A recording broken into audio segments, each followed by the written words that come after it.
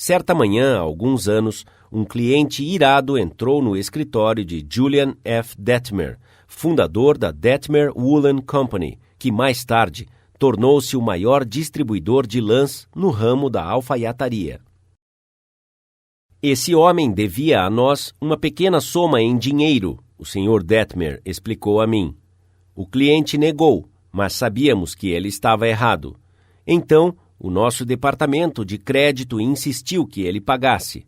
Após receber algumas cartas de nosso departamento de crédito, ele fez as malas, fez uma viagem a Chicago, correu ao meu escritório e informou-me que ele não ia pagar aquela fatura e que nunca iria comprar mais nenhum dólar de mercadoria da Detmer Woolen Company. Eu ouvi pacientemente tudo o que ele tinha a dizer. Fiquei tentado a interrompê-lo, mas percebi que isso seria uma má política. Então, deixei que ele falasse tudo. Quando ele finalmente se acalmou e se tornou receptivo, eu disse silenciosamente: gostaria de agradecê-lo por ter vindo a Chicago para me contar sobre isso. Você me fez um grande favor, porque se o nosso departamento de crédito o irritou, ele pode irritar outros clientes, e isso seria muito ruim. Acredite em mim, estou mais ansioso para ouvir isso do que você para contá-lo. Essa foi a última coisa que ele esperava ouvir de mim. Eu acho que ele ficou um pouco desapontado, porque ele havia vindo a Chicago para me dizer uma coisa ou outra, mas aqui estava eu lhe agradecendo, ao invés de discutir com ele. Eu o assegurei que cancelaríamos a despesa de nossos livros contábeis e que o esqueceríamos, porque ele era um homem meticuloso que cuidava de apenas uma conta, enquanto os nossos empregados tinham milhares de contas para cuidar. Portanto, ele tinha menos probabilidade de errar do que nós.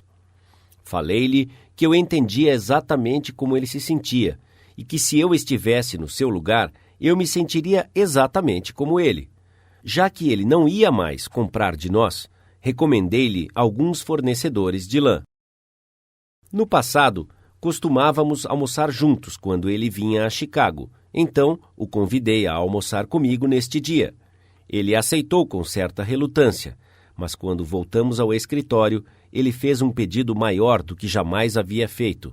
Ele retornou para casa mais calmo e queria ser justo conosco como havíamos sido com ele. Verificou as suas faturas, encontrou uma que estava extraviada e enviou-nos um cheque e com um pedido de desculpas. Mais tarde, quando a sua esposa o presenteou com um menino, ele deu ao filho o nome de Detmer, como o segundo nome, e continuou amigo e cliente da loja até a sua morte, 22 anos mais tarde. Anos atrás, um pobre menino imigrante holandês lavava os vidros de uma padaria depois da escola, para ajudar a sustentar a sua família. A sua família era tão pobre que, além disso, ele saía às ruas com uma cesta todo dia para catar pedaços de carvão que haviam caído no esgoto, onde os carros de carvão o descarregavam. Este menino, Edward Bock, nunca estudou mais de 6 anos durante a sua vida. Mesmo assim, eventualmente, ele se tornou um dos editores de revista mais bem-sucedidos na história do jornalismo americano. Como ele conseguiu isso? Essa é uma longa história, mas como ele começou, pode ser contado rapidamente. Ele começou aplicando os princípios que aparecem neste capítulo.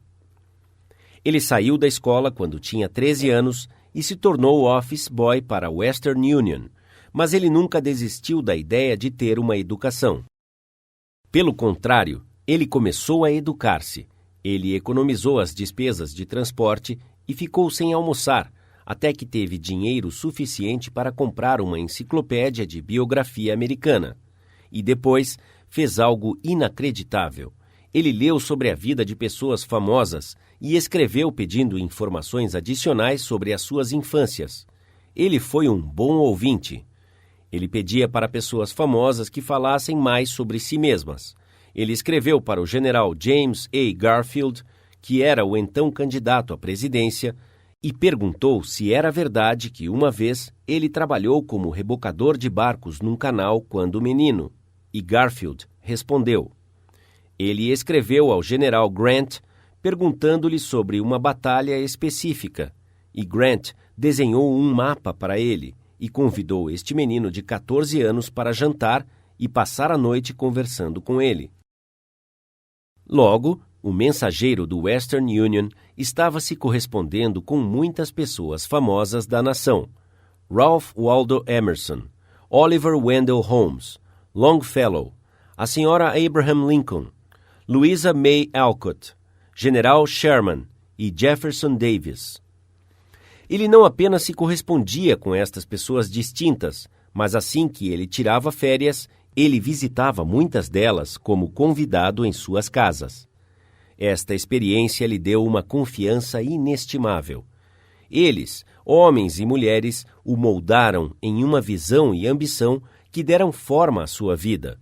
E tudo isso, vou repetir, se tornou possível apenas aplicando os princípios que estamos discutindo aqui. Isaac F. Marcusson, um jornalista que entrevistou centenas de celebridades, declarou que muitas pessoas falham em causar uma boa impressão porque elas não ouvem atentamente. Elas estão tão preocupadas com o que devem dizer em seguida que elas fecham os ouvidos. Muitas pessoas importantes me disseram que elas preferem bons ouvintes do que bons conversadores, mas a habilidade de ouvir parece ser mais rara do que qualquer outra boa maneira. E não apenas personagens importantes preferem um bom ouvinte, mas as outras pessoas também. Como disse Reader's Digest uma vez, muitas pessoas ligam para o médico quando tudo o que querem é atenção. Durante as horas mais escuras da Guerra Civil, Lincoln escreveu a um velho amigo em Springfield, Illinois, pedindo que ele viesse a Washington. Lincoln disse que tinha alguns problemas e queria discuti-los com ele. O velho vizinho visitou a Casa Branca e Lincoln falou com ele por horas sobre a conveniência de decretar uma proclamação libertando os escravos.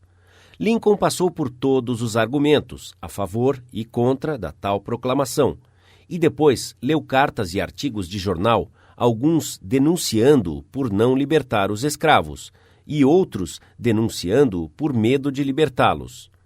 Após falar por horas, Lincoln despediu-se do seu velho vizinho, disse boa noite e o mandou de volta a Illinois, sem ao menos perguntar o que ele achava. Lincoln foi o único a falar. Isso parecia esclarecer a sua mente. Ele parecia mais aliviado após essa conversa. O velho amigo disse. Lincoln não queria nenhum conselho. Ele queria apenas um ouvinte amigável e solidário para desabafar. Isso é o que nós queremos quando estamos com problemas. Em geral, é isso que todos os clientes irritados querem, e o funcionário insatisfeito e o amigo magoado também.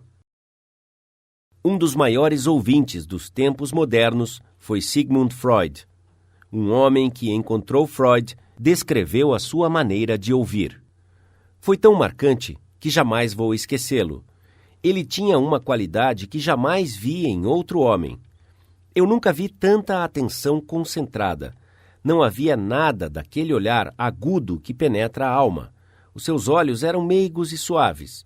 A sua voz era baixa e gentil. Ele não gesticulava muito, mas a atenção que ele me dava, a sua apreciação pelo que eu estava dizendo, mesmo não falando corretamente, era extraordinária. Você nem imagina o que significa ser ouvido daquela maneira. Se você quer saber como fazer as pessoas se afastarem de você e o ridicularizarem pelas costas e até te desprezar, eis a receita. Nunca ouça uma pessoa por muito tempo. Fale incessantemente sobre si mesmo. Se você tiver uma ideia enquanto a outra pessoa estiver falando, não espere que ela termine. Interrompa essa pessoa no meio de sua frase. Você conhece alguém assim?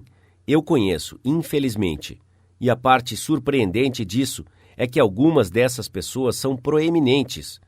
Chatas é o que elas são. Chatos intoxicados com os seus próprios egos. Bêbados no sentido de sua própria importância. As pessoas que só falam de si mesmas pensam apenas em si mesmas. E aquelas pessoas que só pensam em si mesmas Dr. Nicholas Murray Butler, presidente da Columbia University por muitos anos, disse: são irremediavelmente mal educadas. Elas não são educadas, disse Dr. Butler. Não importa o grau de instrução que tiveram. Então, se você aspira a ser um bom conversador, seja um ouvinte atencioso. Para ser interessante, demonstre interesse. Faça perguntas que as outras pessoas terão prazer em responder. Motive-as a falar de si mesmas e de suas realizações. Lembre-se que as pessoas com quem você está falando estão 100 vezes mais interessadas em si mesmas, o que elas querem, seus problemas, do que estão interessadas em você e seus problemas. A dor de dente de uma pessoa significa mais àquela pessoa do que a fome na China, que mata 1 milhão de pessoas. Um furúnculo no pescoço de uma pessoa interessa mais a ela do que 40 terremotos na África. Pense nisso da próxima vez que você iniciar uma conversa. Princípio 4. Seja um bom ouvinte. Encoraje os outros a falarem de si mesmos.